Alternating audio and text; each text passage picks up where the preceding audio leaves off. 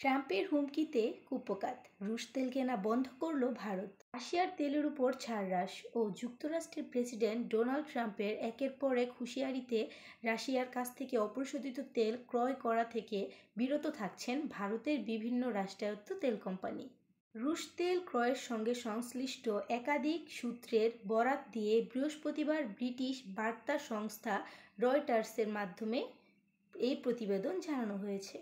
এতে বলা হয়েছে, বিশ্বের তৃতীয় বৃহত্তম তেল আমদানিকারক ও সমুদ্রপথে রাশিয়ার অপরিশোধিত তেল এর সবচেয়ে বড় ক্রেতা ভারতের বিভিন্ন রাষ্ট্রায়ত্ত কোম্পানি এখন বেকায়দার মুখে। রুশ তেলে ছাড় কম পাওয়ায় এবং মার্কিন প্রেসিডেন্টের হুঁশিয়ারিতে গত সপ্তাহে ভারতের এইসব রাষ্ট্রায়ত্ত কোম্পানি রুশ থেকে কোনো তেল ক্রয় করেননি বলে জানা গিয়েছে।